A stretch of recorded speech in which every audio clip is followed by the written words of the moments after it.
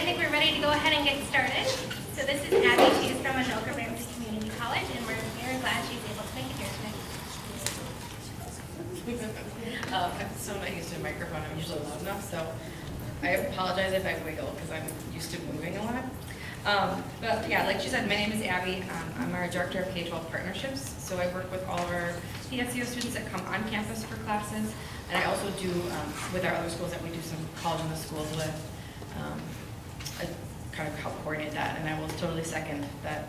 So the reason that it's so hard to get our high school teachers credentialed is that our accrediting bodies made us match the credentialing of our faculty on campus, which then came to impact the high schools pretty negatively. So a lot of high schools are in the same boat.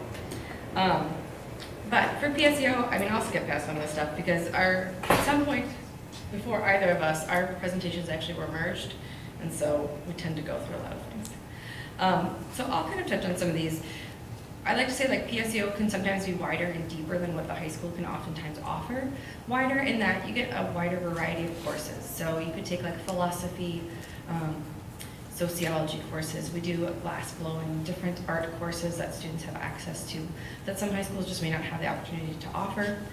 We also can go a little deeper. I know that some of our high school students will kind of cap out maybe at calculus where they can really not go any further at the high school.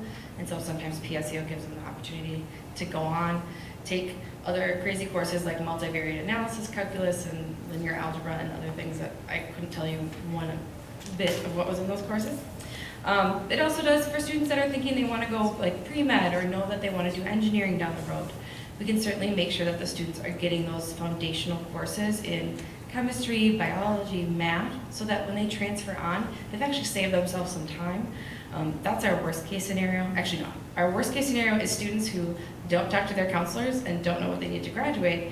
I had a student this year who, it's her last semester of her senior year, and she didn't tell her counselor what she was registering for, and she just thought she could pick any old course. She needed a literature course to graduate. She now gets to do credit recovery this summer to graduate with her fellow students. That's our worst case scenario. But the other bad scenario is for students that kind of have a path in mind and they don't let us know, and so the classes that they take with us aren't always the ones that are best for the program that they want down the road. Like if you want engineering at the University of Minnesota and you need a high school math here, let's find a class that will set you up to move into the math curriculum that you would need at the University of Minnesota or wherever you want to go. I'll go back to this. The big thing all parents and some students love is that tuition, fees, and required textbooks are all covered by the PSEO program. I do occasionally see students who don't return their books. They will get charged for that because we can't then rent those out to the students the following semester. And students, you may not know how expensive college textbooks are, but some of your parents may. They range anywhere from like $20 for our instructors that are really good about it to like $400 for chemistry and math, where they really just can't get a textbook for less than that very easily. So make sure that you turn your books in if you do PSEO with us or at any other school.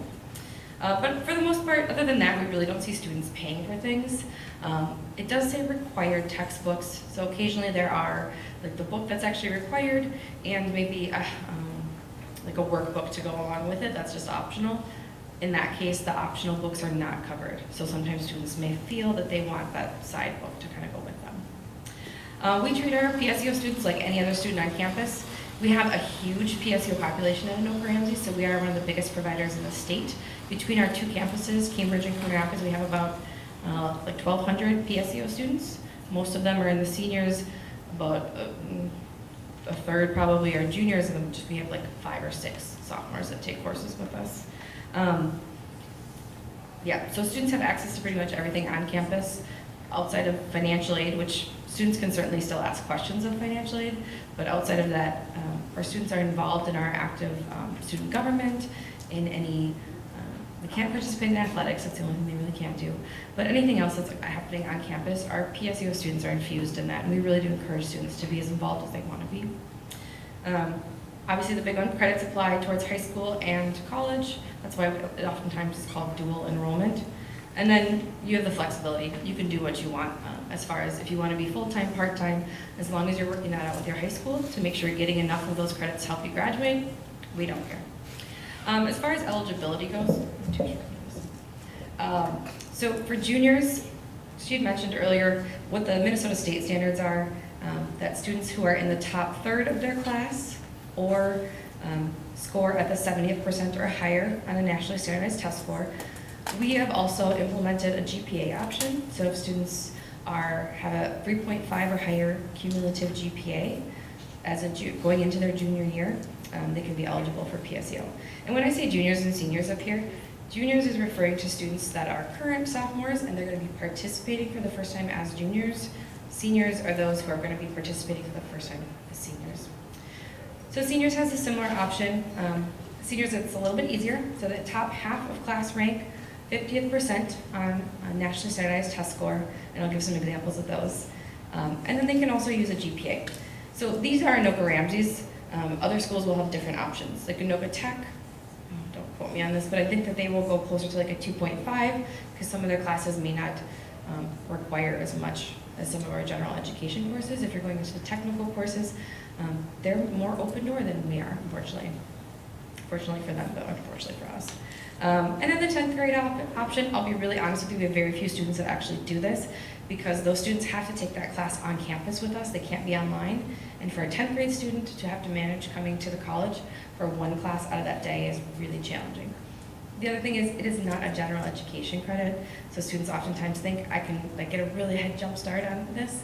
That's not typically what happens. Students can take, with us, an intro to business course, a couple of our health classes, and then it's intro to engineering, intro to health, integrative health and healing.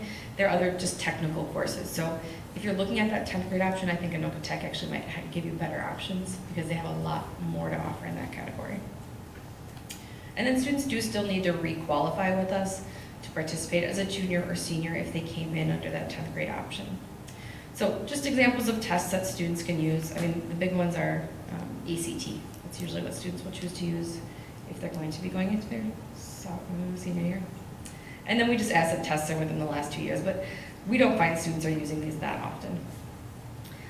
A lot of this is similar to what she'd already mentioned.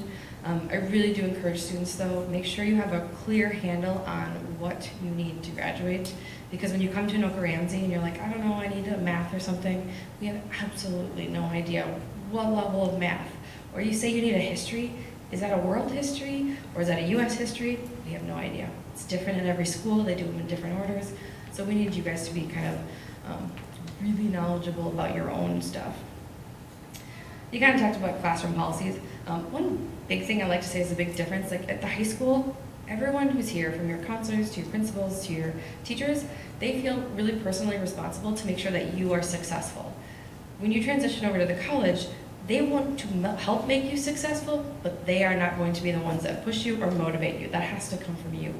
So when you get to the college level, there aren't people following up with you if you get a slightly lower grade than you're used to, partly because your teachers don't talk at the college like they do here, so they don't kind of know what you're capable of, what you've typically performed at. If you don't attend, they're not going to follow up with you. There's no such thing as relearning or turning in late assignments at the college level. Occasionally you'll have an instructor that will maybe give you one assignment you can get 50% off on if you turn it in the next day, but most of our instructors are pretty rigid. So I just like to make sure students kind of understand that mentality that the high school is really, everyone wants to make sure that you're successful. At the college, that responsibility falls on you. You have all these supports here to help you, but you ultimately have to be the one to set aside enough time to be successful and really commit to what you're doing. One thing I'd just like to mention, the bottom one, we do very different semesters typically than the high schools do. So we will start this next year the last week in August, so we start before Labor Day. So students are responsible for being there for all of the Anoka Ramsey scheduled courses. We oftentimes also don't match up with spring breaks. So if students know that they're going to be absent, because I know if your family has a plan, I'm sure you'd rather go on that than be in classes, make sure you work that out with your instructor the first day. Like she said, read that syllabus front to back, see when things are going to be due, go talk to your instructor right away and say, hey, I'm thinking I might be gone this week. Is that going to be a problem? How can I work this out in advance so that you're on track with everything? Because honestly, it's not about how smart you were before you came in or how well you did when you were in high school. A lot of it comes down to those top two things there. For anyone, if you can't see, I But self-advocacy, so again, we don't know what's going, like when you start to struggle, your instructors just might not pick up on it. We don't have a lot of mechanisms to know, like she said, I have no idea how you're doing in that class until I get your final grades, or you come and talk to me to tell me how it's going. And if you say something like, you know what, I didn't get a very good grade on this last test, it's not what I'm used to, or I'm not understanding what I'm learning or trying to learn, then there are a lot of supports. We have tutoring on campus, we have advisors you can work with, we'll schedule time with your teachers, we will work with you as much as we can to make sure that you're successful, but we don't know that typically until we get your final grades, and then it's too late. So that's why we really rely on the students to be able to be knowledgeable about themselves. And then time management, like she said, giving yourself enough time to be successful. And I'll be honest, when I was in high school, I had like a good GPA, like 3.9-ish. When I went to my first semester of college, when I was in high school, I got by, sorry for this, but without doing a ton when I was in high school. I could get most of my work done in high school or in other classes or passing time or maybe an hour or two outside of school. But I didn't develop any habits. My first semester of college at UW-La Crosse, I had a 2.66 because I literally studied about 5 hours a week, which was not sufficient. And so it took me a long time to recover that GPA and get things back to what I was used to. Like, honestly, my GPA didn't come back to where it should have been until I was in my junior year. So it's really critical that you think about that time. And I even say for those science and math classes, that 1 to 2 hours outside of the classroom is actually light. You're probably gonna be looking at more like 3. Because the expectation of the college is, it's not like high school where sometimes you get the reading assignment, and then you come in and your teacher's kind of going to go through that with you already, or again, so you don't really have to read that much. At the college level, you'll get a reading assignment, come in, and oftentimes your instructors will be like, does anybody have questions on the reading? Okay, we're moving on. And that's all fair game for tests, for papers, for anything. And the expectation is that you didn't just kind of like lightly read it, you understood what you just read, which means probably reading it more than once, taking notes, highlighting, although actually I caution against highlighting only because those books you do have to return. So sometimes I don't like that so much. But really giving yourself enough time to be successful. Similar with papers. Your papers are not going to be like, at least in my experience with high school was, they were a little bit more prescribed. Like paragraph 1, need to make sure you're hitting these elements. Paragraph 2, here's what you're kind of working on. And you had the basic outline and structure. At the college, it's going to be, here's the topic, 500 words, go. And you need to formulate that thing top to bottom using what you learned in high school. So it's a lot more time that students don't always think about. But that's why I really do encourage students to block out that time mentally. Like when you look at your first schedule from the college and students will see 12 or 15 hours is all that they have to be responsible for being on campus. Students see part-time jobs and other things that can fill up a lot of time. So it's really important that when you look at your schedule for the week, you see, okay, I have a 2-hour window here between classes. Great, I'm gonna do some studying here. Or I have this time on Tuesday nights where it's really open. Make sure you give yourself time to be successful.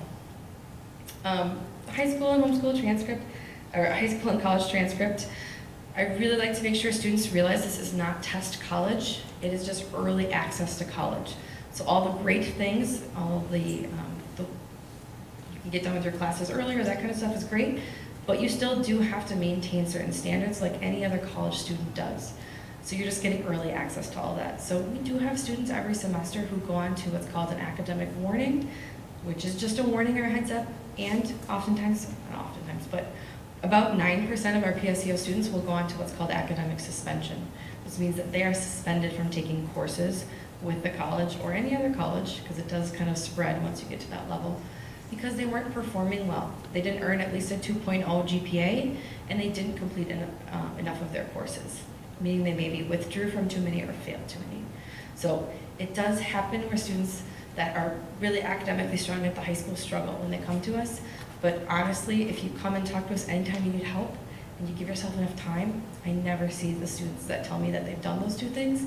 I never see them having academic warning or suspension.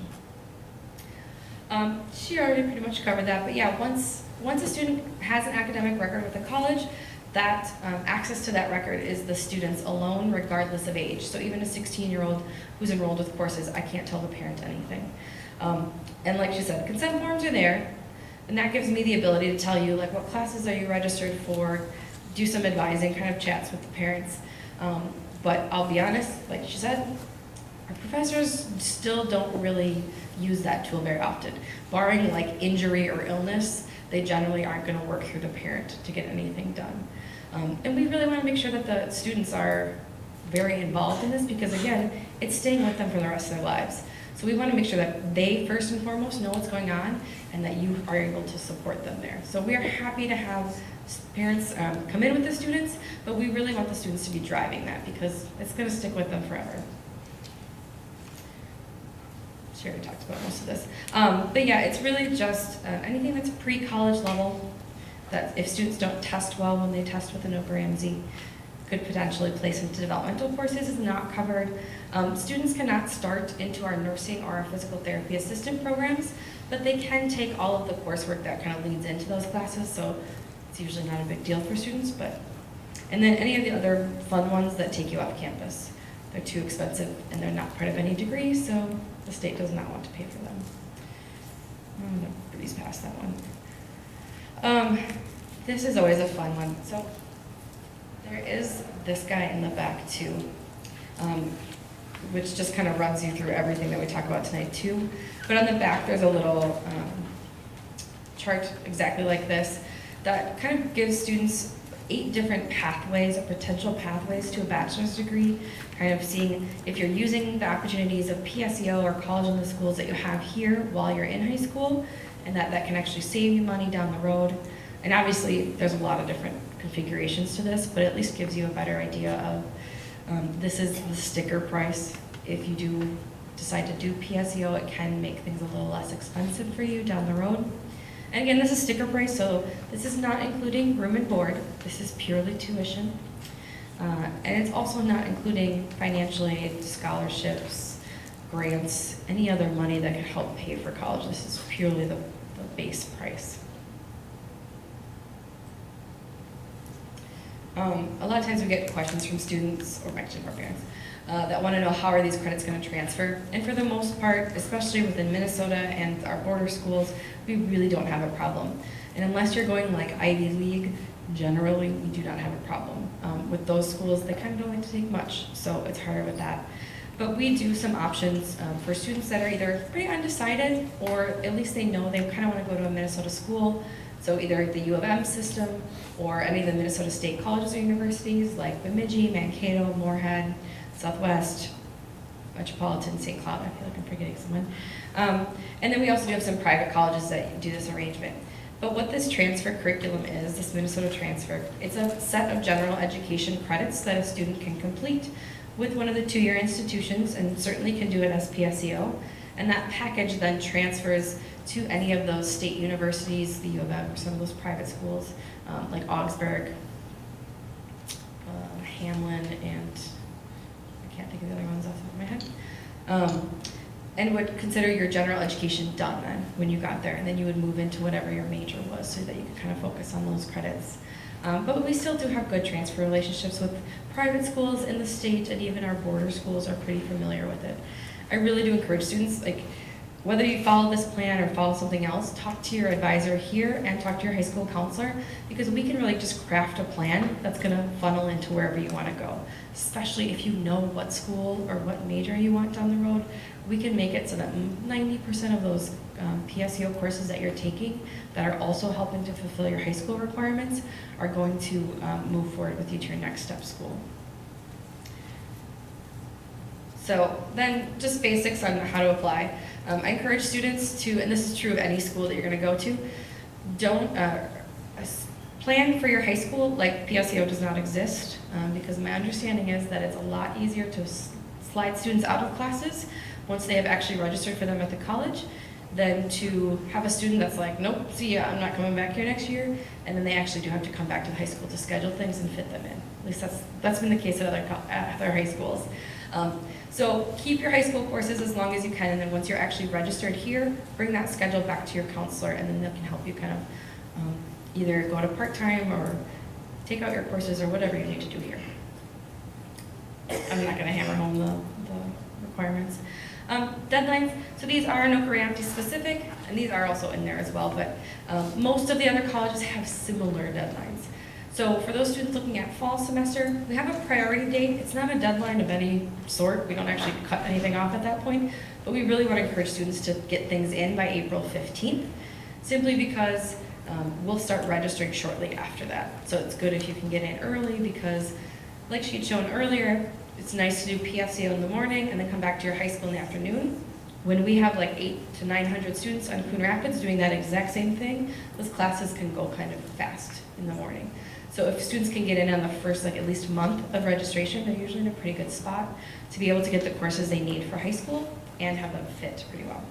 But we will accept students until July 1st, and then that's when we do shut the door on accepting students. Spring, if it works for students, we do a spring start as well. It tends to be harder because we don't always line up with the high school, so you tend to overlap or have a gap of time for students. I'm going to skip past the 10th grade one because I don't think it's that relevant. So if anyone's interested in 10th grade, I'm happy to chat afterwards, but honestly we have like 4 to 5 students that do it a year, so it's not common. This is the more useful one. So when a student's ready to apply, they would apply online, and then they would submit typically 2 additional things. One is going to be a high school transcript, so we can see your class rank or GPA. The other is going to be the PSEO Notice of Student Registration form, which is one of those forms that was on the back table. So the 3-part form that she'd mentioned. Top part is filled out by student and parent, second part is filled out by someone from the high school, and then we fill out the third, and that's what we send out to the state then to get reimbursed for the classes. So typically that's all that we need, and we will accept any student who is qualified. We do not have a cap. Just to plug, the University of Minnesota does have a cap of about, I think 500 students is usually where they sit. And they are like 3.9 students in that whole shebang. So we oftentimes have students that are interested in the U of M, and they tend to put all their eggs in that basket, and then the U of M lets them know sometime in June, usually, June-ish, whether or not they got in. And we do have students that didn't get in and then now want to come to Nook Ramsey, and our class selection is awful. So I encourage students that if they're thinking about the U, to have a backup plan, and you can even go through the whole system, register with us, and you get into the U of M, great. Come back to us, we'll drop you from your courses, and you are on your way at the U. We just want to make sure that you've set yourself up to have some options. Then just a couple steps after students are accepted. So as soon as you're accepted, students are welcome to come on campus and take our placement test. They can also substitute an ACT score and sometimes an MCA. The MCA is a little messy. So honestly, if you're going into your junior year, you oftentimes don't have any testing that you've taken that will waive our placement testing. So for students that are sophomores going into their junior year, you'll have to schedule, or not schedule, but find a time to come on campus. We do pretty open testing hours. It's usually Monday through Friday from like 8 to 4, and we have some evening hours too. So pretty wide open hours. And I really encourage students, study before you come to take this, because you only get one retest, and that can determine whether or not you place into college level courses, or if you get into those developmental courses that aren't then covered by PSEO. And our math can be tricky. It sometimes is math you haven't seen in a few years, so make sure that you do kind of just run through it, because it's a stumbling block for some students. But then for those of you that are going to be seniors next year, it's up to you if you'd want to do AccuPlacer, or you can wait for your ACT scores. The only kind of thing about ACT is you don't oftentimes get those scores back until early May. So if you want to be on the front end of our registration in the middle of April, you probably want to do the AccuPlacer first. There's no fee to it, so you can take it, and then if you do better on the ACT, that's great. We can schedule you differently then, but at least to get you in the door. And then the final thing, to actually schedule your classes, you do have to come on campus for us. This is pretty common at most of the schools as well. We do an orientation and registration date where we'll come on campus. We're doing group sessions with PSEO, because to be honest, you guys are usually like really on top of it by the time you get to us. So usually students come in knowing exactly what 4 classes or 5 classes they're going to take.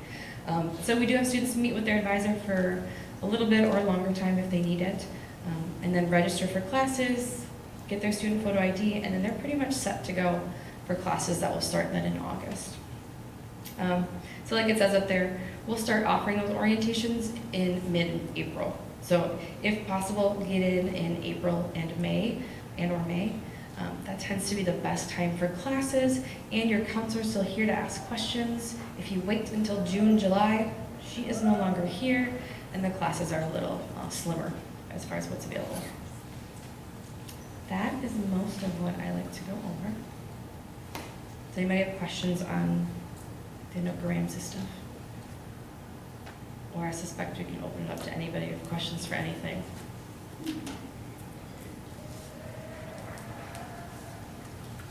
And if you do, if you do have questions, just PSEO@anokaramsey.edu is our email. It's myself and our applications processor that check it, and we usually check it daily. So if anyone has questions, certainly can ask them there. And we can also take documentation if you scan it. We'll take a picture of it. That doesn't work for us. Just scan it. Yep. So the top third ranking is a junior. That's actually for your 2 semesters in 9th grade and just the first semester in 10th grade, correct? Because you have them registering pretty much soon. Yep, that's right, because you'll register before the end of your second semester in 10th grade, so it goes off of what your GPA would be right now after semester 1. So those 3, it's a cumulative of. Yes, it's a cumulative, yeah. And I'll make a plug that, although those are done like our cuts, we will consider students that have unique scenarios, or maybe that first semester 9th grade was real rough for whatever reason and they had everything back on track. We do have an appeals process, so if students are close but not quite there, we can certainly look at that. Okay, I'm going to let the National Honor Society students come up, and they're going to have a little panel discussion for you. So any questions you have for students who are currently in a PSEO setting, they would be your go-to people. Also, I did just want to mention that most post-secondary institutions are already taking applications for PSEO students, so the sooner you apply, the better. Again, you want to be one of those first students to get your schedules completed so you get the classes that you need. Are you guys ready? Yeah, I think so. Is this Okay. on? All right. So, hi everyone. I'm Noah Berglund. I'm the president of NHS, and I've been going PSEO for my full junior year so far. I'm Elsie Nudd, and I'm a member of NHS, and I've been full-time PSEO at AR for my full junior year. I'm Jordan DeRosa. I have been a part-time PSEO student for my junior and my senior year. I have also taken CIS classes, and my primary class course load is online. Okay, so right now, does anybody have any questions? Parents and students are welcome to ask questions. Anything? Like, if you have any, I'm going to put you on the spot. Which one do you like better?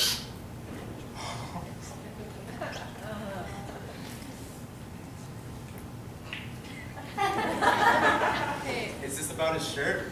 A what? He's wearing a U of M shirt. Is it about that? Oh, no. no.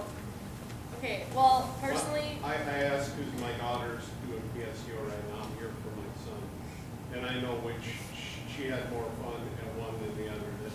That's all I'm asking is how I know you have more freedom in college, but do you have more fun in high school or in college?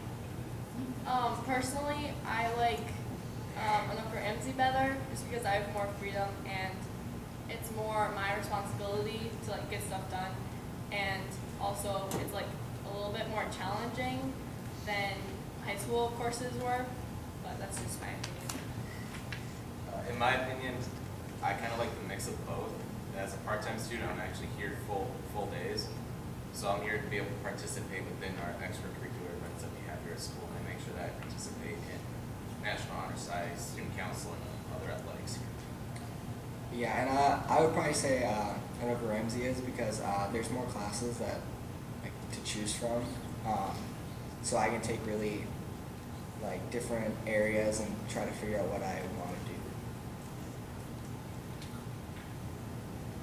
The one question I wondered what's better to do to get the 2-year degree, utilizing the ability to get a 2-year degree, or to just take classes that if you really know what you want to do, and just take classes that are going to. I've often wondered what is the better route to go. Well, it really depends. Jordan, can you repeat what she said, because we can't hear her? So she's wondering if it's better to go for the 2-year degree or the transfer degree, I believe.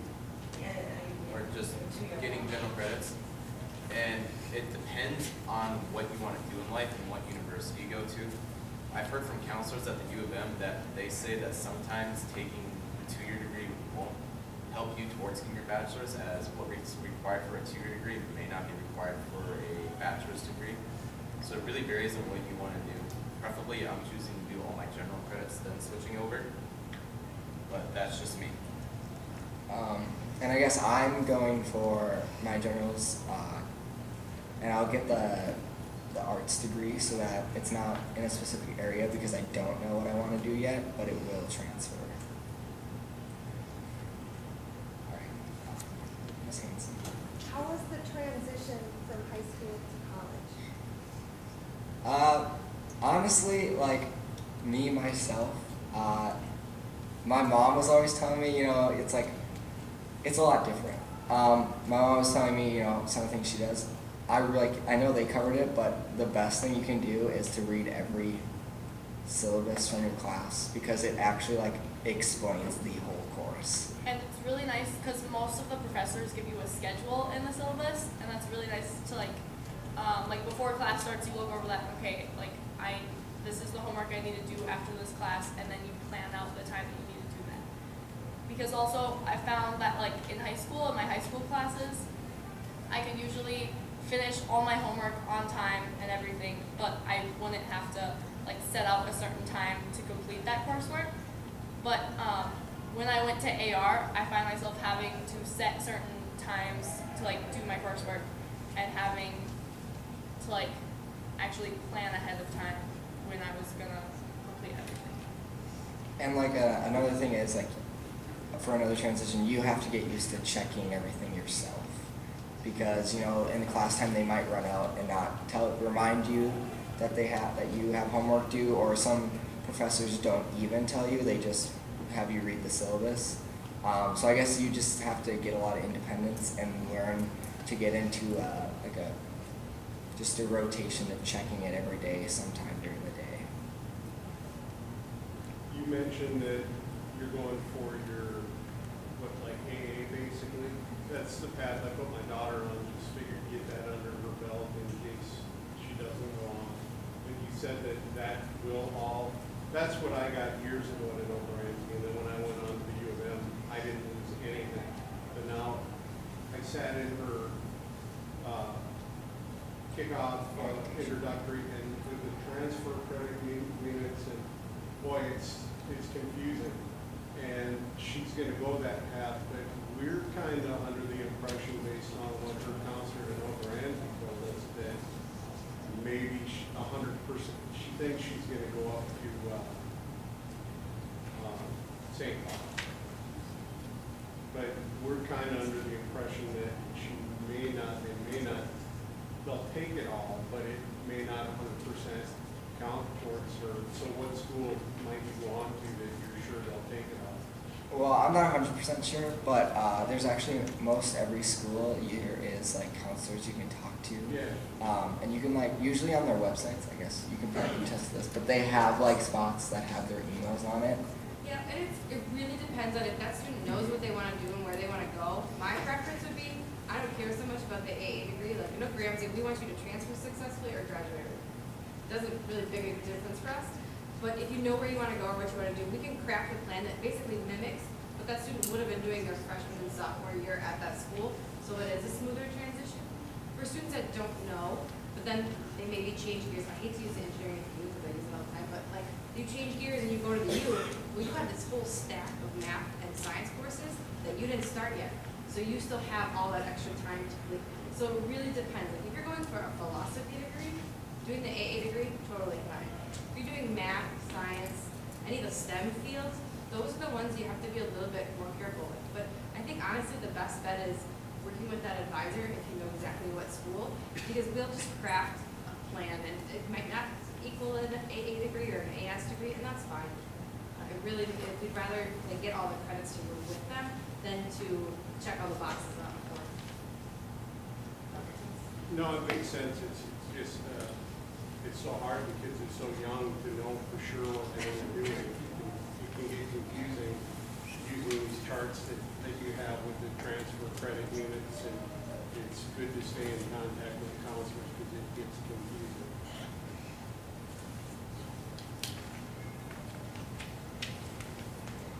Are like online classes generally harder or the same? All right, so the question is, are online classes generally harder?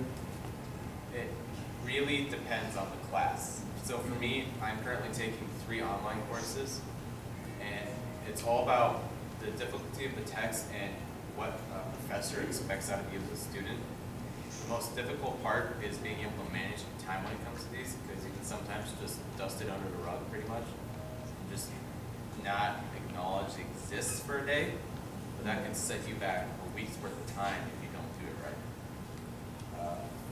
For example, if you're doing a mix, you really have to be on top of your online if you're doing both on campus and online, because that's where you can start concentrating on your on campus more than online. Yeah, and like this semester I have 3 on campus, and then I'm taking 1 online. And you just have to get in the habit, like I said earlier, of checking that class like for my class, every Monday by noon he'll have the weekly assignment up. So you just kind of got to get in order and remember that if you're not used to taking an online class, you have to check that online class. Otherwise, you'll fall behind. Jordan, did you take part-time at PACT and then part-time at AR somewhere, or just all online? So for this semester, I am all online, but last semester I did a class on campus and another class online. Then I took the CIS course here as well. So currently I'm here at PACT all day taking my courses, so I'm in ISC for about 3 hours. Last semester I was in ISC for 2 hours as my on-campus course dictates that I get a study hall here to work on it. So did you find the part-time, did you ever take part-time at PACT classes besides CS? Yes. Last year? I'm How's also that work currently- schedule-wise? Schedule-wise, it's not too bad. Yes, working with Mrs. Kobus is a big part, and then of course I take some other classes like concert band here, and then I also take a couple classes with our teacher, Mr. Schwartzbauer, for his criminal justice and current issues.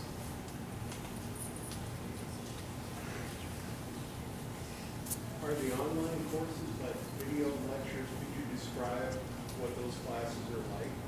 So each professor is different when it comes to an online course.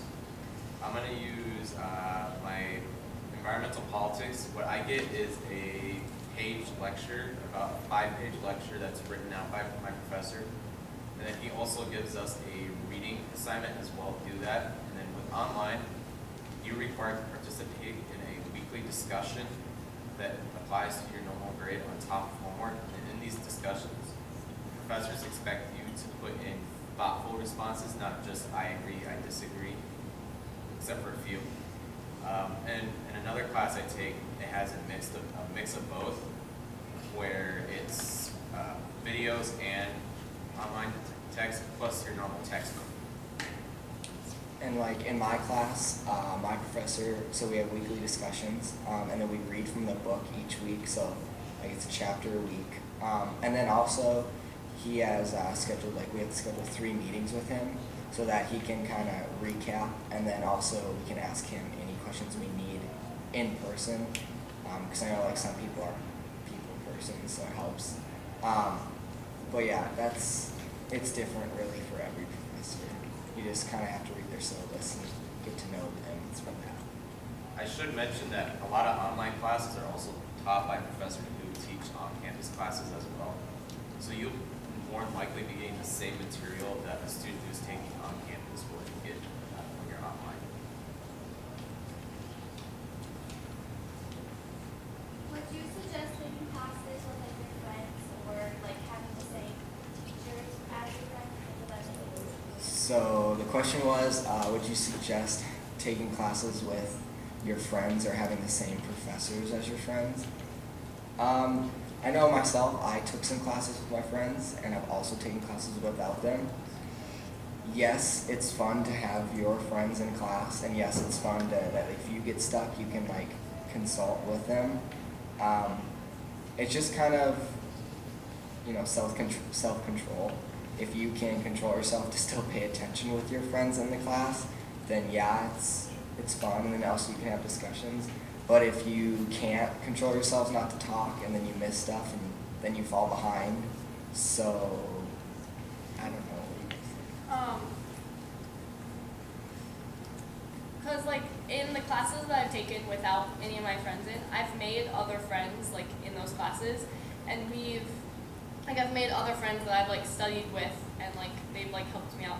But it does help to have like a friend that you know, especially if like you're shy or you don't necessarily want to like make new friends with like strangers, because then you like automatically have a study buddy pretty much. But For me, when it came to online courses, I actually happened to come across a couple PACT alumni that I knew on there, and then some former PACT students. So we were able to connect on that basis of working together, making sure we were really prepared to study. also, when you're registering for classes, if you have friends that have like taken the courses that you want to take,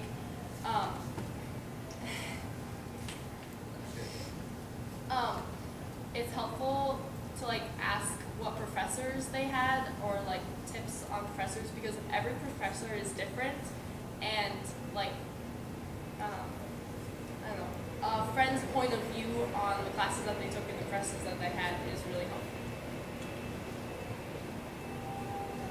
And like another thing is when you're picking out your classes, yeah, there's websites you can go to that are like rate my professor. But make sure like when you look at the website, you read the comments and make sure that they're like not just some kid that got a bad grade and he's really salty about it. Like make sure like read the feedback that they give, because it actually does help. Like, cause some people on there will actually like say like how their teaching style is, so then you can kind of like match up to what you learn best from. And another thing is make sure you're looking at your specific course for reviews, because that's a big part of knowing how your course is going to be taught. That's how I found out one of my courses actually doesn't require a textbook when I was applying for it, by looking at that one.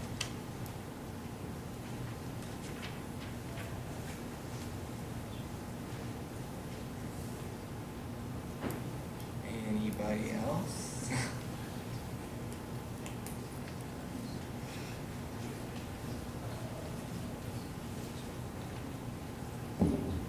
All right, last call for questions for any of us. All right, well, thank you, National Honor Society, for joining us tonight. And feel free to contact me if you have any questions or anything that come up in the future.